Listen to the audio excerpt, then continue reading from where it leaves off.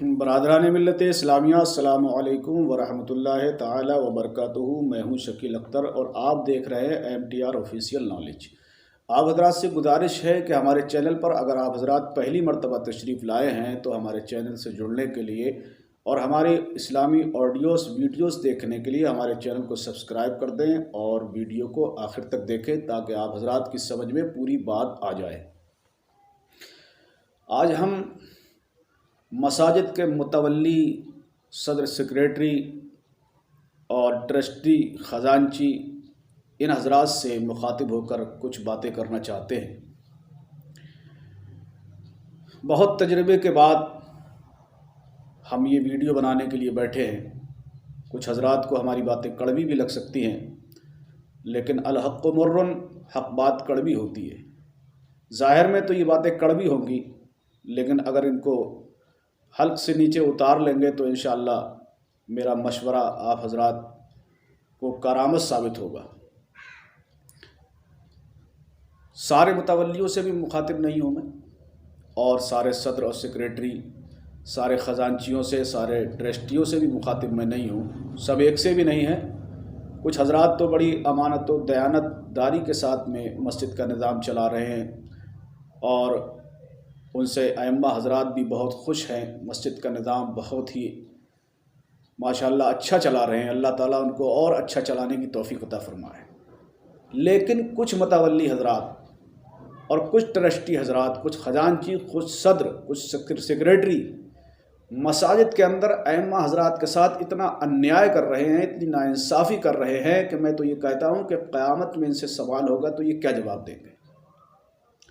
امام تو مجبور ہے، وہ بیچارہ کچھ کہہ نہیں پاتا ہے، بس زیادہ میں زیادہ اتنا کرتا ہے، وہ زیادہ مجبور ہو جاتا ہے، زیادہ پریشان ہو جاتا ہے تو حساب کتاب کرتا ہے، وہ اپنی راستہ ناپتا ہے، پھر کہیں دوسری جگہ دیکھ لیتا۔ لیکن یہ جو انیائے مسجدوں کے اندر ہو رہا ہے، اب آپ کہیں گے کہ انیائے کیا ہو رہا ہے؟ سیکریٹری کیا انیائے کر رہا ہے؟ ٹرسٹی کیا انیائے کر رہا ہے؟ متولی کیا انیائے کر رہا ہے؟ میں آپ کو بتاتا ہوں کہ انیائے کیا کیا ہو رہا ہے۔ مثال کے طور پر امام صاحب 3-4 ہزار روپے نکاح کے لیتے ہیں، اور نکاح پڑھا کر آئے تو اس میں سے آدھے پیسے مسجد کے لیے متولی زبردستی نکلوا لیتا ہے۔ بہت سی جگہوں پر ہم نے ایسا دیکھا ہے کہ زبردستی امام سے لیتے ہیں، آدھے پیسے مسجد کے دو۔ وہ امام بادلے ناخواستہ پیسہ دیتا ہے، اس کی طبیعت نہیں چاہتی، وہ کسکتا ہے دیتے ہوئے، وہ پریشان ہوتا ہے اس پیسے کو دیتے ہوئے، اور مسئلہ بھی یہی ہے۔ میں پوچھنا چاہتا ہوں متولی حضرات سے کہ آپ جو مسجد کے لیے جو پیسہ لے رہے ہیں نکاح میں سے، مان لیجئے 3,000 روپیہ اگر نکاح کا لیا تو 1,500 روپیہ آپ مسجد کے لیے نکال رہے ہیں، آپ نے کس سے پوچھا؟ کون سی کتاب میں آپ نے دیکھا یہ مسئلہ؟ کس مفتی سے آپ نے یہ پوچھا کہ نکاح کے پیسے آدھے لیے جائیں یا کچھ لیے جائیں اور مسجد کو وہ لگا دیے جائیں، اور امام دینا نہیں چاہتا اور آپ اس سے لینا چاہتے ہیں اور اس کو مسجد میں لگانا چاہتے ہیں؟ کسی مفتی صاحب سے آپ سوال کیجئے تو وہ آپ کو یہی بتائیں گے کہ جو نکاح کا پیسہ ہے وہ سارا کا سارا امام ہی کا پیسہ ہے، وہ کسی کا اس میں کوئی حق نہیں ہے۔ 100 روپے 200 روپے اس میں سے کسی کا بھی کوئی حق نہیں ہے، وہ سارا کا سارا پیسہ امام کا ہے، امام کے علاوہ اس میں سے کسی کا کوئی حق نہیں ہے۔ اور اگر زبردستی لے کر اس کو مسجد میں لگایا گیا تو یہ گناہ ہوگا۔ آپ کتاب اٹھا کر دیکھیے اور کسی مفتی صاحب سے یہ سوال کر کے دیکھیے کہ میں صحیح کہہ رہا ہوں یا غلط کہہ رہا ہوں۔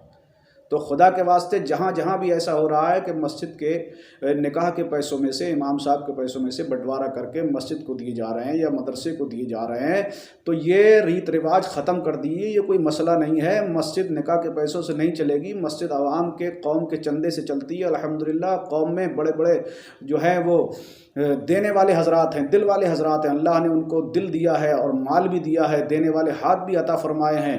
مسجد میں کوئی کمی نہیں آتی، نکاح خوانی کے پیسے سے مسجد نہیں چلے گی۔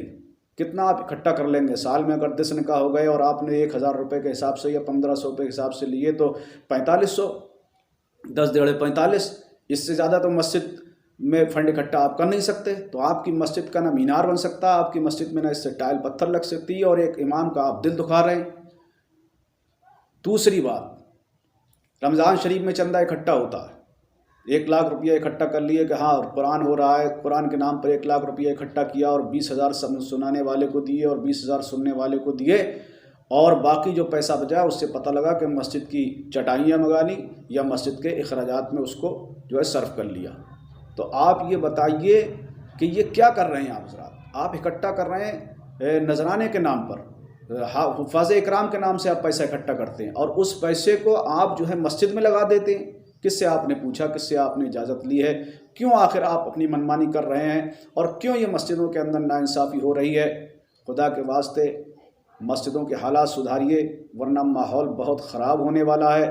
جو باصلاحیت ائمہ ہیں وہ سب اپنے اپنے کاموں میں مصروف ہو رہے ہیں، اور جو نااہل لوگ ہیں وہ مسجدوں میں نماز پڑھاتے ہوئے اب نظر آئیں گے۔ ایسا ہوگا اور ایسا ہی ہو رہا ہے۔ جو ائمہ حضرات ہیں باصلاحیت وہ چھوڑ چکے ہیں یہ لائن، اور چھوڑ کر اپنے کاروبار میں مصروف ہو رہے ہیں، اور جنہیں یہ بھی پتہ نہیں کہ امامت کی شرطیں کتنی ہیں، وہی مسجدوں میں آئیں گے، وہی نماز پڑھائیں گے۔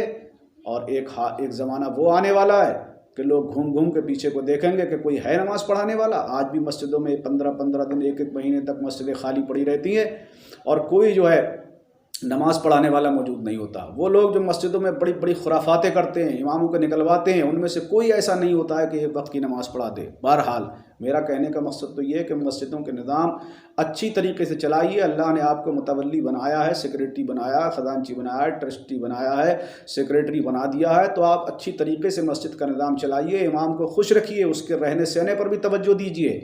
کیوں صاحب؟ مسجد میں قالینیں بچھی ہوئی ہیں، مسجد میں اے سی لگی ہوئی ہے، مسجد میں کولر لگے ہوئے ہیں، مسجد میں پنکھے لگے ہوئے ہیں، مسجد کو ایئر کنڈیشن آپ نے بنا رکھا ہے، اور امام کے حجرے کا حال یہ ہے، اللہ اکبر، کہ ابھی پچھلے سال کی بات ہے، شاید پاکستان میں ایک حجرے میں امام صاحب رہتے تھے، اس کی چھت اتنی خستہ تھی کہ فیملی بھی ان کی رہا کرتی تھی، وہ رات میں چھت جو ہے وہ گری اور اس میں امام صاحب یا شاید ان کا بچہ بھی ایک شہید ہوا۔ اور ابھی 12 ربیع الاول کے موقع پر میں ایک جگہ پروگرام میں گیا تھا، وہاں میں ایک حجرے میں رکا تو میری چارپائی بھی اسی امام صاحب کے حجرے کے اندر پکڑ دی۔ میں نے جب دیکھا، اوپر نگاہ اٹھا کر دیکھا تو چھت کا عجیب عالم تھا، میں اسے دیکھ کر ڈر گیا۔ میں نے کہا امام صاحب اب اس میں کیوں رہ رہے ہیں؟ بولے میری عادت بن گئی۔ میں نے عادت نہیں، فوراً سے پہلے آپ یہاں سے چارپائی کو نکال لیجئے، ورنہ حال آپ کا یہ ہوگا کہ کسی نہ کسی دن آپ اس میں، اللہ نہ کرے، آپ اس میں شہید ہو جائیں گے۔ پھر میں نے متولی صاحب کو بلایا، ان سے بلا کر میں نے عرض کیا کہ متولی صاحب، امام صاحب کا قیام کہیں اور کر دیجئے، یہاں سے ان کی چارپائی نکال دیجئے، ورنہ کیوں آپ جو ہے کسی حادثے کا، اگر امام صاحب خدا نخواستہ شکار ہو گئے تو آپ قوم کو کیا جواب دیں گے؟ بولے ہاں میں اس کو توڑوانے والا ہوں۔ یعنی اتنی خستہ حالت میں امام اسی حجرے میں رہ رہا ہے اور آپ ایئر کنڈیشن مکانوں کے اندر رہ رہے ہیں۔ اماموں کے حجروں کا عجیب عالم ہے، ان کے رہنے سہنے کی کوئی پرواہ نہیں ہے۔ مسجد میں انویٹر بھی لگا ہوا ہے اور امام کے حجرے کے اندر کوئی انویٹر کا انتظام نہیں ہے، کسی اچھے پنکھے کا انتظام نہیں ہے۔ عجیب حالات بنا رکھے ہیں مسجدوں کے، سمجھ رہے؟ 30 کوئنٹل غلہ 6 مہینے پہ اگا لیتے ہیں، 25 کوئنٹل امام صاحب کو دے دے، 5 کوئنٹل بچا کے فنڈ میں جمع کرتے ہیں۔ کیا انصاف ہے آپ کا؟ انصاف کیجئے اور ائمہ حضرات کو پریشان مت کیجئے۔ قیامت کے دن یہ سوال نہیں ہوگا کہ مسجد میں قالین بچھی تھی یا نہیں بچھی تھی، مسجدوں کے مینار فلک بوز تھے یا نہیں تھے، مسجدوں میں ٹائل اور پتھر لگی تھی یا نہیں لگی تھی۔ اگر امام پریشان رہا اور اسی طرح سے اگر اماموں کو پریشان کیا گیا، ان کے ساتھ ناانصافی ہوئی، قیامت کے دن یہ سوال متولی حضرات سے ضرور ہو جائے گا۔ لہذا میں مؤدبانہ گزارش کرتا ہوں کہ جو حضرات بھی میری ویڈیو کو سن رہے ہیں تو یہ ویڈیو سے زیادہ مسجد کے کمیٹیوں تک یہ پہنچائیں، تاکہ ہمارے جو مسجد کے متولی حضرات ہیں وہ اپنے آپ میں سدھار پیدا کریں اور مسجدوں کا نظام صحیح سے رہے۔ السلام علیکم ورحمۃ اللہ۔